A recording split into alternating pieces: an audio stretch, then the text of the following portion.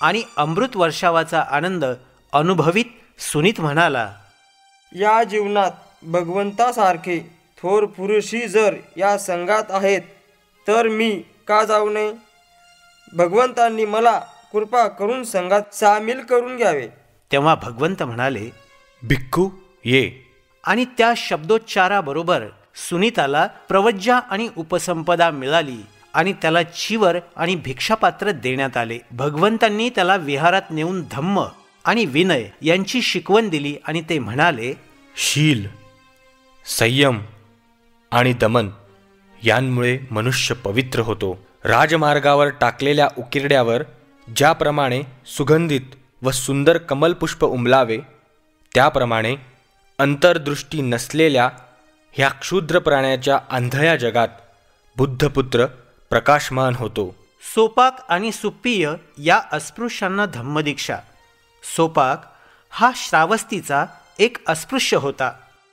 त्याच्या जन्माच्या वेळी प्रसूती वेदनेमुळे त्याची आई बराच वेळ मूर्छित होऊन पडली होती. त्यामुळे तिच्या पतीला व नातलगांना वाटले की ती मेली. त्यांनी तिला स्मशानात नेले व तिचे प्रेत जाळण्याची तयारी केली. परंतु वारा आणि पाऊस यांच्या माऱ्यामुळे अग्नी पेट घेऊ शकला नाही.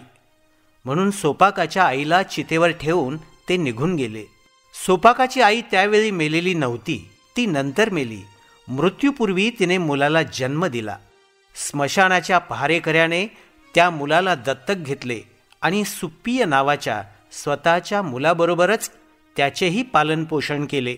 त्या मुलाच्या आईच्या जातीचे नाव सोपाक होते, त्यामुळे ते मुलंही त्या नावाने ओळखले जाऊ लागले.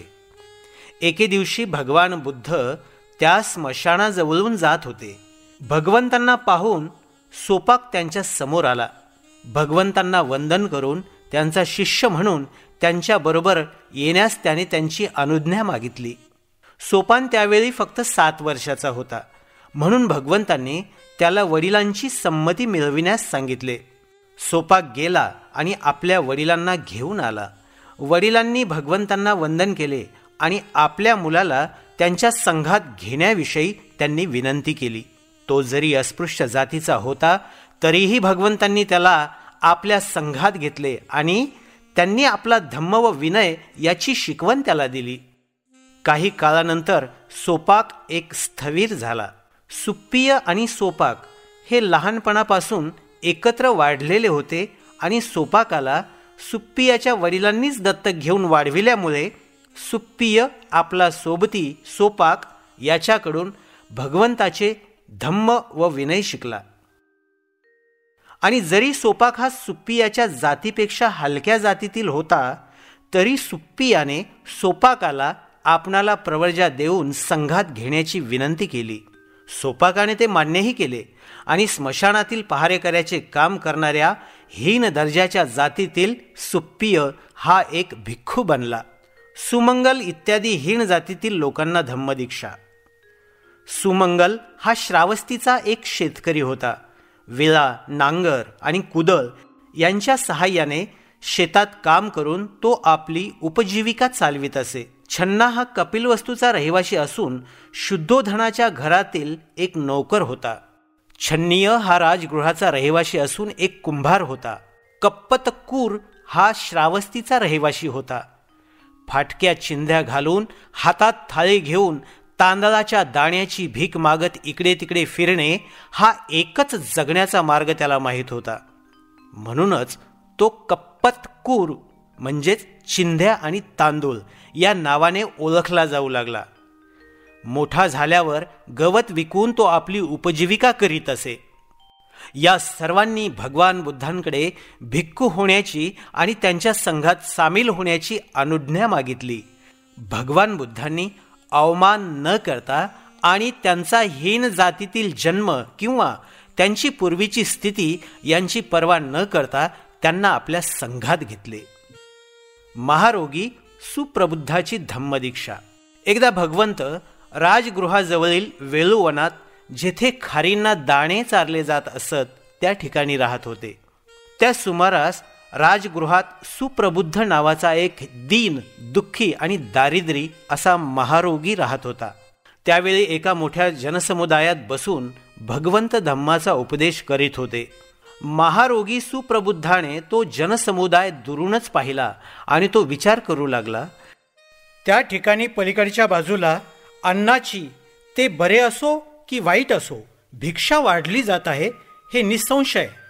समजा मी पलीकडच्या जमावाकडे गेलो तर मला देखील थोडेसे बरे वाईट अन्न खायला मिळेल. म्हणून महारोगी सुप्रबुद्ध त्या जमावाजवळ गेला आणि उपदेश करीत असलेल्या भगवंतांना त्याने त्या प्रचंड जनसमुदायात पाहिले.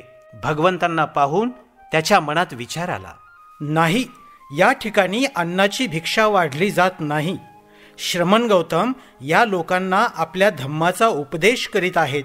मीही त्यांचा उपदेश ऐकला तर काय हरकत आहे. म्हणून एका बाजूला बसून तो विचार करू लागला. मी देखील हा उपदेश ऐकेन.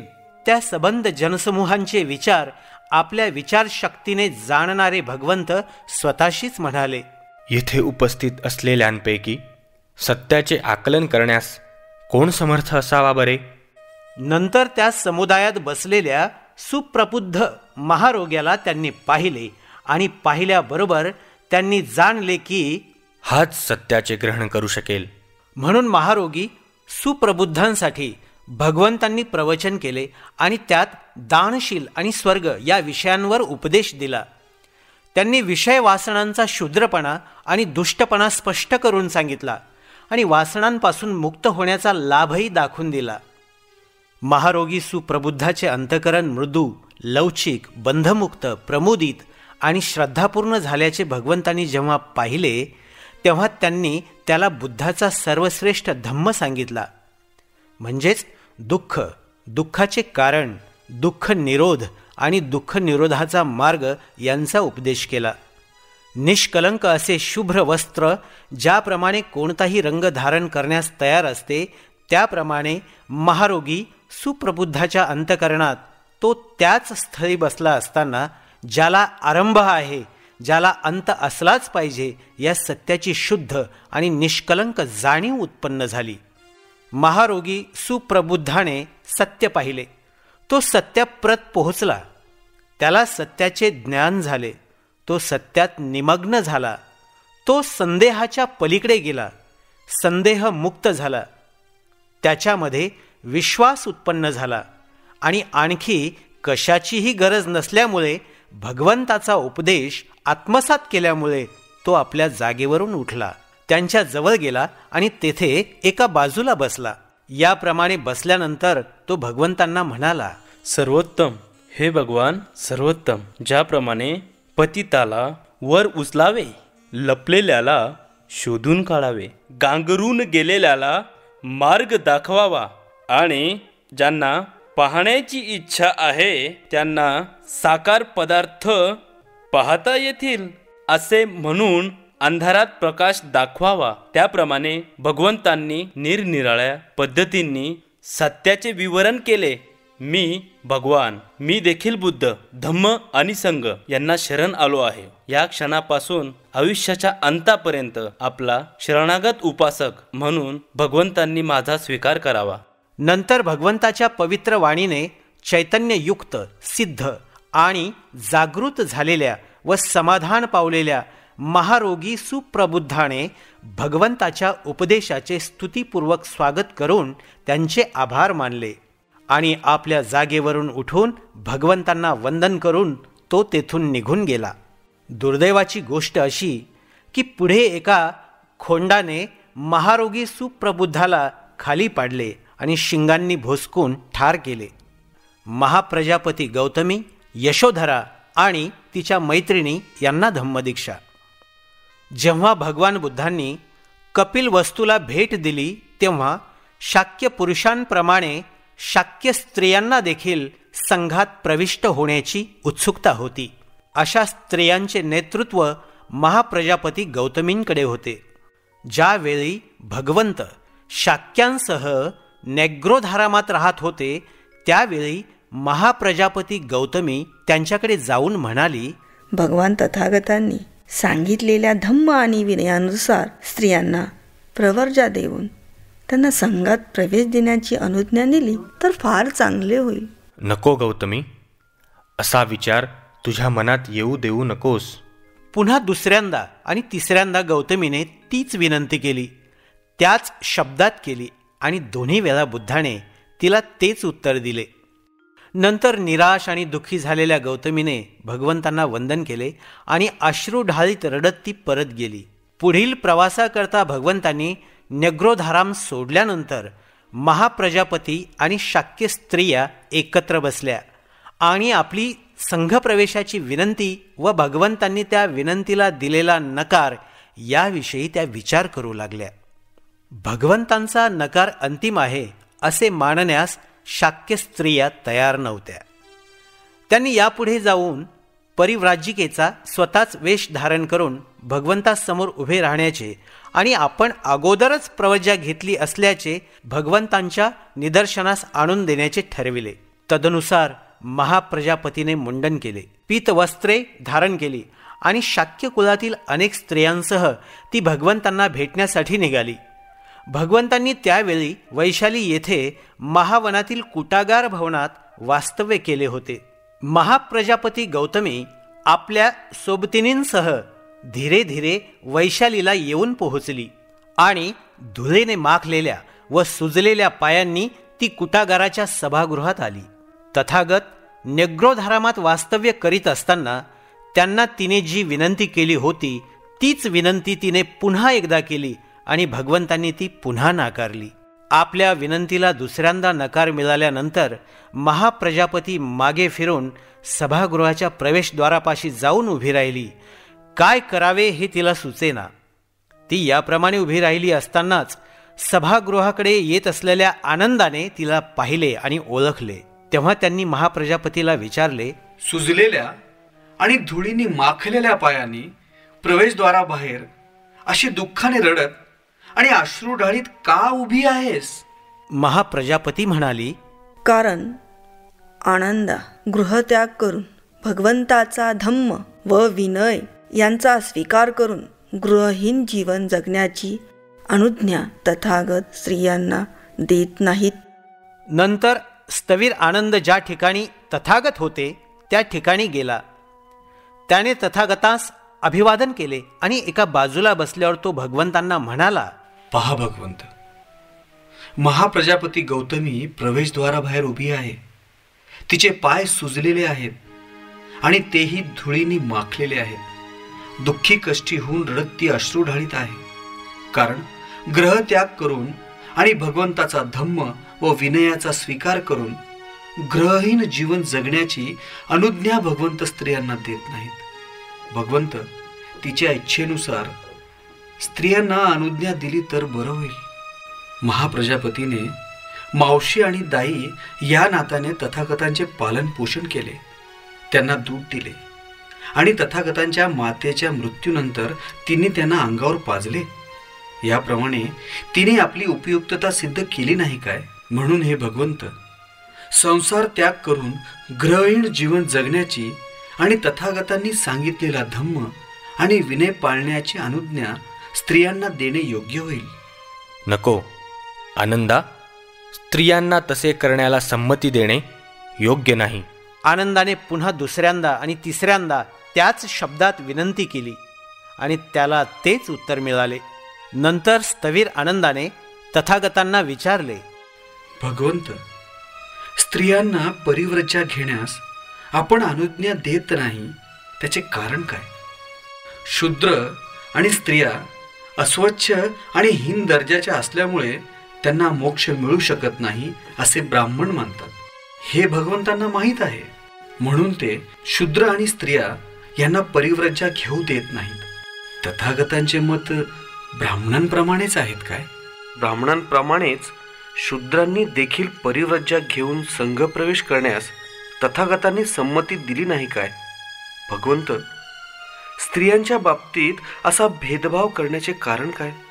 तथागतांनी सांगितलेला धम्म आणि विनय याचा स्वीकार करून निब्बाण प्राप्त करून घेण्यास स्त्रिया समर्थ नाहीत असे तथागतांना वाटते काय?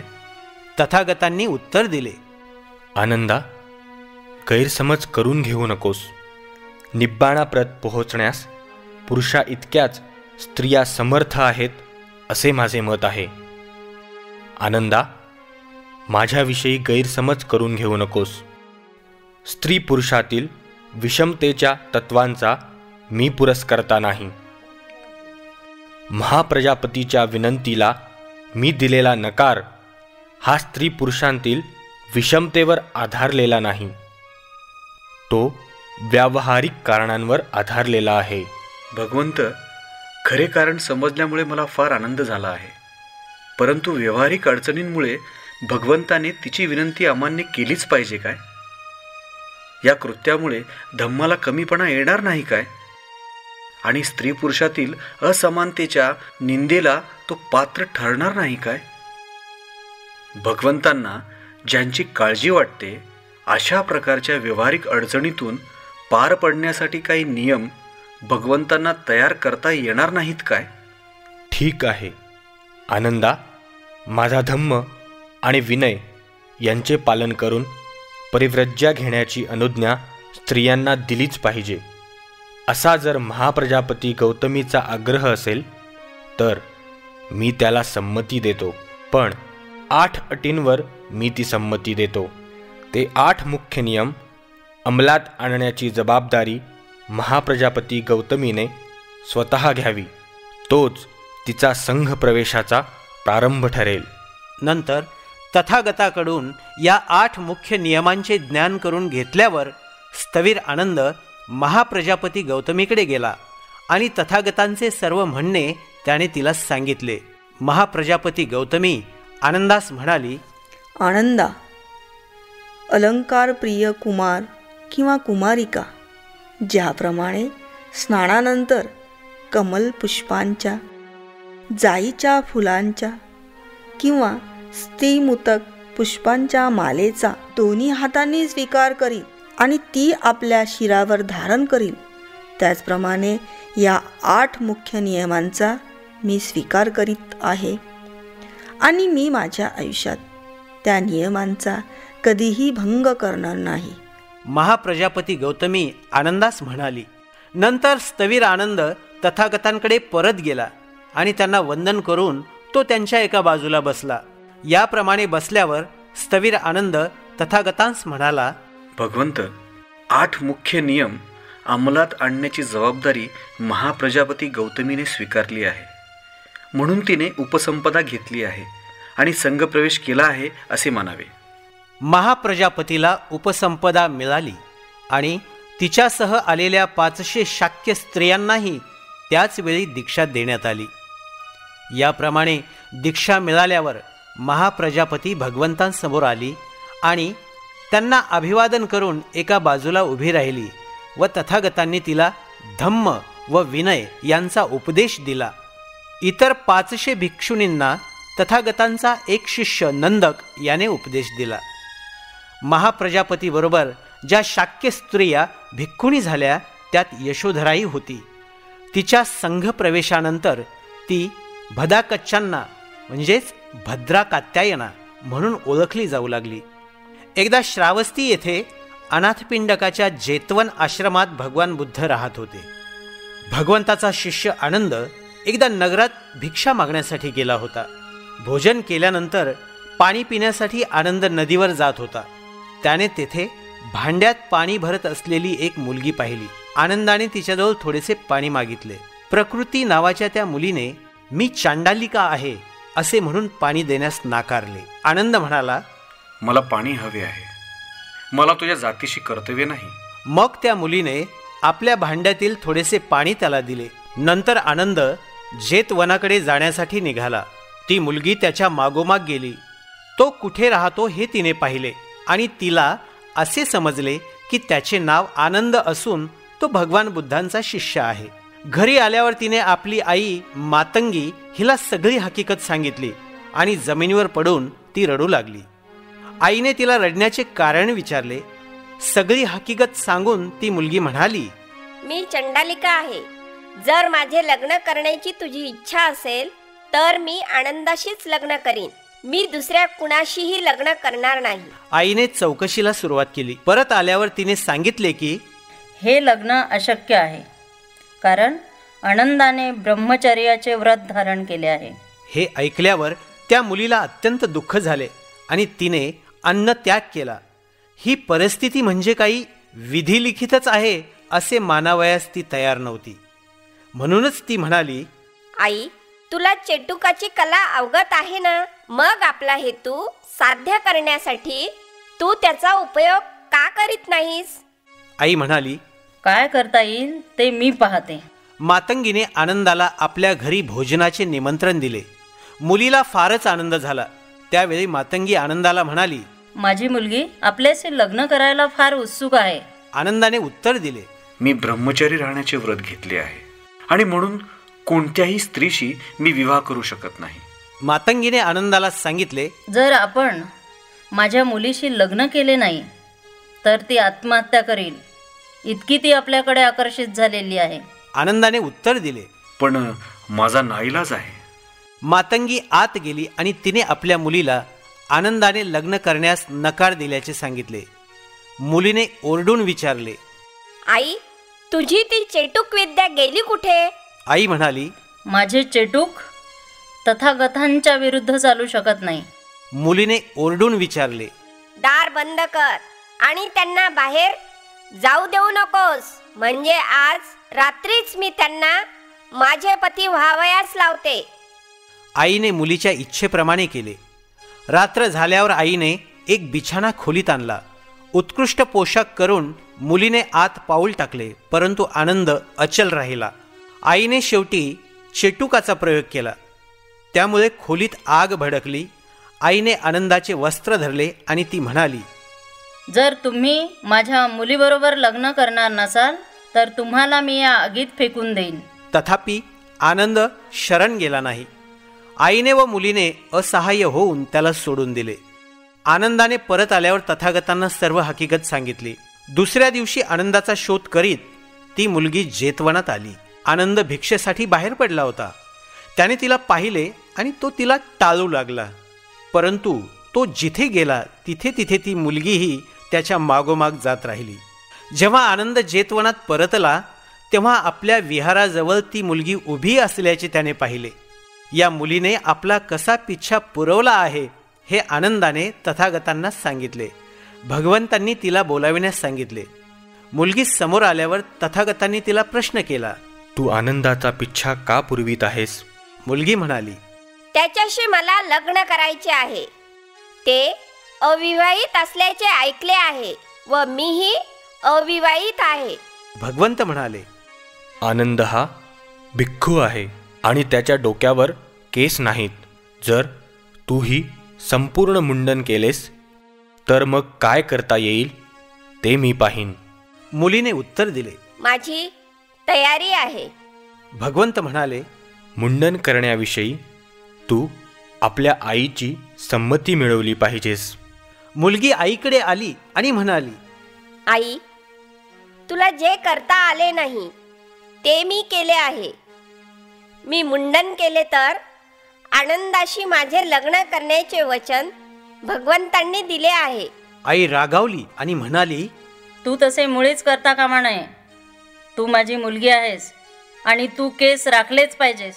आनंदासारख्या श्रमणाशी लग्न करण्यास तू इतकी का उतावीळ झाली आहेस? त्यापेक्षा चांगल्या माणसाची मी तुझे लग्न लावून देईन. तिने उत्तर दिले, मी आनंदाशी लग्न करीन किंवा प्राण देईन. माझ्या पुढे तिसरा पर्याय नाही. आई म्हणाली, तू माझा अपमान का करीत आहेस? मुलगी म्हणाली, जर तुझे माझ्यावर प्रेम असेल तर माझ्या इच्छेप्रमाणे मला करू दे. आईने आपला विरोध मागे घेतला आणि मुलीने मुंडन करून घेतले. नंतर ती तथागतांच्या समोर गेली आणि म्हणाली, आपण सांगितल्याप्रमाणे मी मुंडन केले आहे. तथागतांनी तिला विचारले, तुला काय पाहिजे आहे? त्याच्या शरीराचा कोणता भाग तुला आवडतो?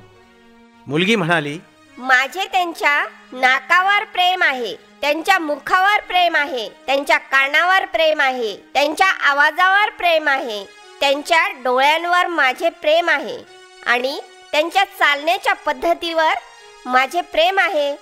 तेव्हा भगवंत त्या मुलीला म्हणाले, डोळे हे अश्रूंचे घर आहे, नाक हे घाणीचे घर आहे, तोंड हे थुंकीचे घर आहे, कान हेही मळाचे घर आहे आणि शरीर हे मलमूत्राचे आगर आहे. हे तुला माहीत आहे काय? तथागत पुढे म्हणाले, जेव्हा स्त्री पुरुष एकत्र येतात तेव्हा ते संतती निर्माण करतात, परंतु जेथे जन्म आहे तेथे मृत्यूही आहे, आणि जेथे मृत्यू आहे तेथे दुःखही आहे. मुली आनंदाशी लग्न करून तुला काय मिळणार आहे हे मला कळत नाही, असं तथागत म्हणाले.